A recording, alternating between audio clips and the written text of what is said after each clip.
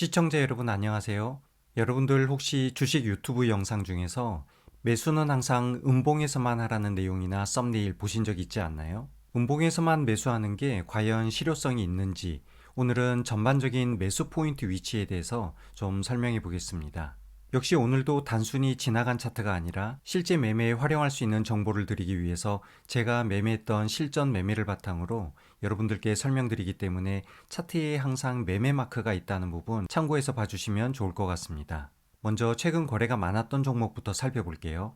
첫 번째 살펴볼 종목 일신석재입니다. 차트 화면 왼쪽에 지난 9월 달에 보면 장대 음봉의 하방에서 매수하고 3일 뒤에 양봉의 고점에서 매도하면서 3.7% 정도의 약수익을 가져갔는데요. 자, 여기에서 매수했던 위치를 보면 음봉의 하단, 즉 종가 부분에서 매수를 하고 매도는 양봉의 상단, 여기에도 양봉이 발생한 날 종가 부분에 매도를 하면서 첫 번째 매매는 성공적으로 마무리를 했는데요. 이후에 한동안은 주가를 좀 살펴보다가 11월 초에 큰 변동폭으로 주가가 널뛰기를 시작했습니다. 그리고 11월 중순이 지난 무렵 2차 매매를 진행했는데 여기서는 수익을 내지 못하고 약손실로 손절 처리를 했네요.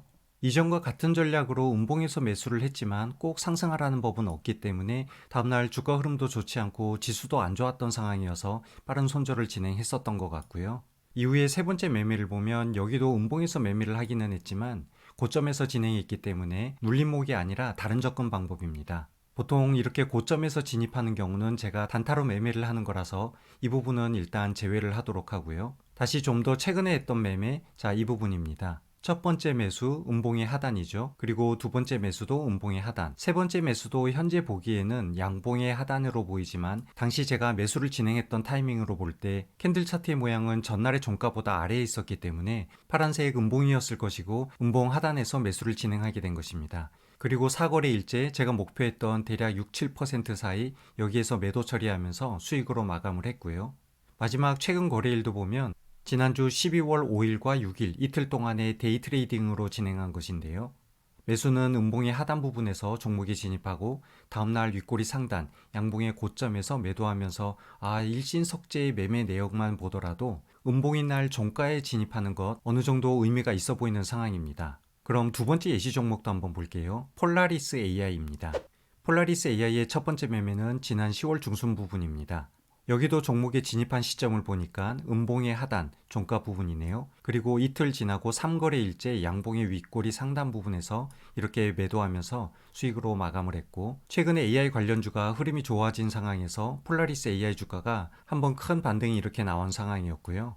그리고 나서 흐름을 지켜보면서 저는 지난주에 두 번 정도 매매를 진행했습니다. 11월 29일 음봉의 십자도지가 발생한 날 종목에 진입하고 다음날 양봉의 윗꼬리 상단, 여기에서도 음봉 매수, 양봉 매도로 수익으로 마감했고요. 그리고 더 최근의 상황이죠. 12월 4일 날 음봉의 하단 아랫꼬리에서 진입하고 이틀 뒤에 매도를 했는데 지금 캔들 모양은 음봉이기는 하지만 제가 매도할 당시에는 주가가 이 부분까지 올라왔었기 때문에 양봉인 상태였을 거고요. 매도 시점 기준으로는 양봉에서 마감한 것으로 봐도 될 것 같습니다. 그렇다면 폴라리스 AI에서도 양봉에서 매도하는 효과 충분히 노려볼 수 있었던 것 같은데요. 물론 제가 이렇게 차트를 보여드리면서 무조건 아무런 음봉에서나 매수하고 수익으로 마감하는 것은 아니겠죠. 예를 들면 지난 9월 말에 있었던 이러한 음봉 제가 종목에 진입하지 않았었고요. 여기 11월 초에도 음봉이 여러 번 발생했지만 제가 종목에 진입하지 않았습니다. 주가가 떨어지는 음봉에서 매매를 진행할 경우 분명히 그 이유가 타당해야 할 것이고요. 저는 일반적으로 두 가지 규칙을 염두에서 보고 있는데요. 첫 번째는 주가가 상승하는 흐름에 놓여야 한다는 것입니다. 지난 10월에도 여기에서 약한 상승이 이렇게 진행되는 부분, 또 최근에 있던 매매도 큰 장대 양봉이 나오고 나서 이렇게 상승 추이에 놓이게 된 시점에서 매매를 진행한다라는 것이고요. 두 번째로도 살펴봐야 할 것은 이전에 여러분들이 계속 공부했던 내용, 매물대라든지 지지저항, 그리고 이평선이나 보조지표들을 잘 살펴봐야 하는데 이전에 있던 전저점 부분의 지지선을 염두에 두고 첫 번째로 종목에 진입했었던 것이고요. 두 번째는 과거에 만들어진 박스권의 상단을 돌파하는 장대 양봉, 그리고 이후에 새로운 지지 라인이 이렇게 형성되는 것을 확인하고 종목에 진입했던 것입니다. 그래서 여러분들도 본인이 추구하는 매매 방법에 종목 진입 시점을 한번 검토해 보면서 제가 지금 설명하고 있는 내용과 비교해 보시는 것도 괜찮을 것 같습니다. 계속해서 다음 예제 한번 볼게요. 좀 아슬아슬했던 종목들인데요. 이오플로우입니다. 이오플로우를 보면 정말 뭐 이런 종목이 다 있나 그런 생각이 드는데요. 상승할 때는 점상으로 상승을 하다가 하락할 때는 연거푸 하한가를 기록하면서 이렇게 상승과 하락을 미친 듯이 달려가는 종목이었습니다. 다행히 저는 운 좋게 당일 매매로 끝을 내서 큰 피해 없이 마무리를 했었는데요. 차트의 흐름은 잠시 뒤로 하고 매매했던 타이밍 위주로 한번 살펴보겠습니다. 조금 더 뒤로 돌려서 제가 매매했던 당일인데요. 현재 캔들의 모양은 윗꼬리와 아랫꼬리가 있는 양봉이기는 하지만 제가 매수를 진행했던 타이밍 기준으로 한번 생각해 보세요. 시가가 이 부분이었기 때문에 제가 매수했던 시점에는 분명히 음봉의 몸통을 가지고 하락하던 순간이었을 것입니다. 그럼에도 제가 매수할 수 있었던 근거는 상승이 마무리되던 날 상방의 윗꼬리, 그리고 매매하기 이틀 전에 만들어진 하방의 아랫꼬리, 바로 이 부분을 지지라인으로 생각하고 밴드의 상단을 종목 진입 시점, 밴드의 하단을 손절 라인으로 계획하고 종목에 진입한 것입니다. 아무튼 매수하고 나서 갑자기 10% 이상의 상승이 나와서 바로 이 시점에서 매도 청산을 했는데요. 아마 당시에 제가 목표했던 금액 분명히 12,000원 부근이었을 것 같습니다. 그럼에도 여기에서 매도를 할 수 있었던 것은 당일 기준으로 10%가 넘으면 우선 저는 매도 청산을 하고 다시 진입하는 그런 전략을 가지고 있었기 때문인데요. 특히 이 종목을 보면 당일 기준으로 10%가 넘었을 때 우선 수익 실현을 하자는 제 기준이 나쁘지 않은 것 같습니다. 제가 욕심을 부리고 다음 날까지 바라봤다면 아마 이렇게 큰 손실을 가져갔을 것 같은데요. 아무튼 이오플로우도 지지저항선을 고려해서 음봉에서 진입하고 양봉에서 매도하는 전략 잘 통했던 것 같습니다. 다음으로 계속 살펴볼 종목 오리엔탈 전공입니다. 이 종목도 조금만 타이밍을 놓쳤다면 엄청나게 하락을 했다가 손실 상태에 다시 한번 반등을 하더라도 이제 본전 위치도 채 도달하지 못한 그런 상황이 될 뻔했는데요. 제가 매도할 당시 수익 구간이 대략 12% 구간이었고요. 여기도 10%가 넘으면 일단 차익 실현을 하자라는 전략으로 다행히 매도 청산을 잘 하게 됐습니다.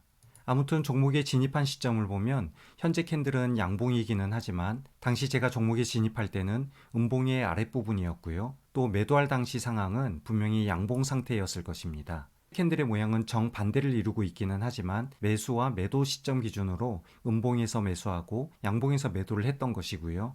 종목에 진입한 논리는 바로 이 마지막 상승을 만든 양봉, 그 전날에 있던 상방의 윗꼬리 부분입니다. 밴드 구간으로 블럭 처리를 해보면 대략 이 부분이 되겠죠. 마지막 상승이 나오기 전 종가와 윗꼬리를 3일 동안 만들었던 바로 이 부분을 지지 저항선으로 보게 된 것이고요. 이후에 주가가 하락하면서 그 자리로 내려올 때까지 기다렸다가 매수, 그리고 이후에 매도하는 전략이었습니다. 아무튼 오리엔탈 전공, 음봉에서 매수하고 양봉에서 매도, 여기도 성공적이었던 것 같고요. 다음 종목 아톤 보겠습니다. 아톤은 이전에 있던 차트 모양과 조금은 다른 모양인데요. 우선 첫 번째 진입했던 시점을 한번 보겠습니다. 엄청난 장대 양봉이 하나 발생을 했고요. 이후에 주가가 심하게 출렁이던 가운데 제가 생각했던 지지라인은 양봉의 몸통 중간 2분의 1 지점입니다. 그래서 종목에 진입한 시점을 보면 음봉의 하단 부분이면서 동시에 지지라인 밴드의 상단 진입 타점이 되었던 것이고요. 이후에 종목이 좀 많이 흘러내려서 손실이 좀 있던 상황이었는데요. 아톤의 경우에는 다행스럽게 20일 이동평균선이 아래에서 우상향으로 이렇게 강력하게 지지를 해주고 있었던 상황이었습니다. 그래서 20선 지지까지는 좀 살펴볼 수 있었던 것 같고요. 20선에 터치할 무렵 2차 매수를 한 번 더 진행을 했습니다. 그리고 다음날 큰 상승이 나와서 고점에서 매도할 수 있게 된 것이었고요. 아무튼 아톤에서도 음봉에서 매수, 양봉에서 매도하는 전략 잘 진행이 되었던 것 같습니다. 자, 다음으로 계속 살펴볼 종목 비상계엄 사태 이후에 변동폭이 크게 발생한 종목들인데요. 바로 IMBC입니다. IMBC는 어제와 오늘 이틀째 연속으로 계속 매매를 하고 또 성공적으로 잘 마무리가 되고 있는 상황인데요.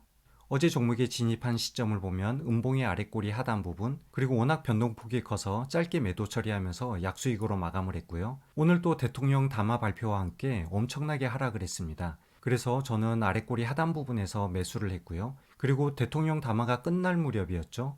반등이 나왔고요. 저는 대략 10%가 조금 넘는 구간에서 매도 청산을 했습니다. 이후에 추가 상승이 조금 더 나와서 윗꼬리가 만들어지기는 했지만 어쨌거나 당일 매매 10%라면 나쁘지 않은 결과라고 생각되고 IMBC도 음봉에서 매수하고 양봉에서 매도, 괜찮은 수익으로 마감을 할 수 있었던 것 같습니다. 다음 종목으로 정치 테마주도 한번 볼게요. 에이텍 모빌리티입니다. 어제 매매했던 종목인데요. 음봉의 아랫꼬리가 5선을 지지받을 무렵 종목에 진입을 했고, 여기도 변동폭이 크기 때문에 목표 수익 구간은 조금 짧게 잡아서 대략 6%가 조금 넘는 구간에서 이렇게 매도 청산을 했습니다. 그렇다면 오늘도 충분히 매매를 할 수 있을 것 같은데 왜 종목에 진입하지 않았을까요?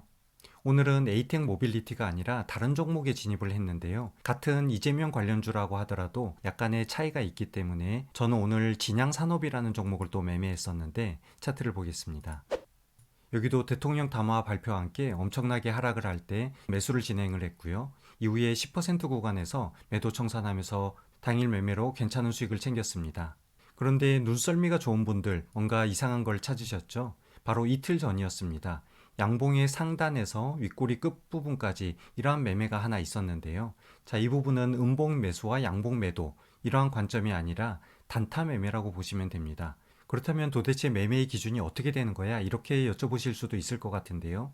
우선 제가 하는 매매의 7, 80%는 다 눌림목 매매입니다. 그리고 눌림목 매매는 제가 원하는 목표까지 주가가 흘러내리기를 기다렸다가 매수하는 것이고요. 이렇게 상방에서 매매하는 것은 눌림목이 아니라 돌파 매매이거나 아주 짧은 단타를 진행하는 것입니다. 그런데 종목에 진입한 시점 자세히 보면 양봉의 몸통 끝부분이죠. 바로 종가 베팅으로 들어갔다라는 것이고요. 매도 시점을 자세히 확대해서 보면 윗꼬리 끝부분보다 조금 더 위에 이렇게 공간이 있게 떠 있는 것을 볼 수 있습니다. 무슨 말일까요? 바로 시간외에서 매도했다라는 것이죠. 그래서 보통 장중 매매는 눌림목으로 하방에서 진입을 하지만 종가 매매는 조금 다른 모양으로 진입을 한다라는 것, 차이를 구분해서 봐주시면 좋을 것 같습니다. 아무튼 장중 매매 기준으로 진양산업, 음봉의 하단에서 매수하고 제가 매도할 시점 분명히 시가보다 높았기 때문에 양봉의 윗부분에서 매도한 것으로 이러한 매매로 수익 마감을 하게 됐고요. 이 외에도 오늘 매수한 종목 안랩을 한번 보겠습니다. 안랩도 주가가 흘러내리다가 5일선 지지를 조금 이탈할 무렵, 그리고 갭 상승이 발생했던 그 다음날 아랫꼬리 부분, 오늘 5선을 지지받을 무렵 이 부분이 일치하는 것이죠. 그래서 충분히 종목에 진입할 수 있게 된 것이고요. 안랩은 현재 매수하고 나서 6%와 7% 구간을 왔다 갔다 하고 있는데요. 목표 수익률 10%에 도달하면 오늘 매도하거나 아니면 하루 이틀 더 지켜볼 수 있을 것 같습니다. 그래서 지금까지 쭉 살펴보니까 음봉에서 매수하고 양봉에서 매도하는 전략 충분히 가능하다라는 생각이 들고, 저도 일부러 그런 것은 아니지만 최근 관련 내용들이 많이 올라오고 있어서 저도 한번 제 매매를 검토해 봤더니 이렇게 공교롭게 음봉에서 매수하는 타점이었던 것입니다. 자, 지금까지 매매 사례들을 쭉 보니까 와, 이게 무조건 통하는구나, 아니면 이게 매매 기준선만 잘 잡고 지지저항을 확인하고 나서 음봉 매수 무조건 통하는구나, 이렇게 생각하시는 분들 절대 있으면 안 되겠죠. 자, 지금부터 제가 동일한 매매 기법으로 접근했다가 손실난 종목들도 보여드리겠습니다. 저라고 항상 100% 수익만 내고 있지는 않은데요. 먼저 실패한 종목 첫 번째로 넥스트 바이오메디칼입니다. 지난 11월 말과 12월 초에 걸쳐서 이틀 동안 매수를 진행했는데요. 첫 번째 매매 타점 음봉의 하단 부분이었고요. 두 번째 매수 타점도 5선을 지지받는 부분이었습니다.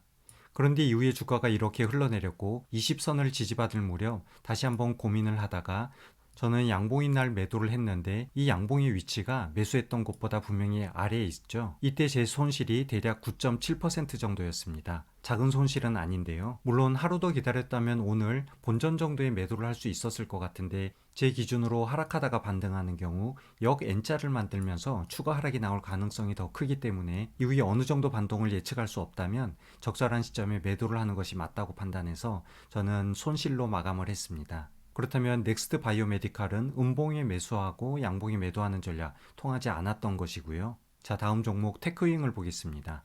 첫 번째 매수는 240일 지지선 부분에서 반등하는 부분, 기술적 반등 위치에서 매매가 성공을 했는데요.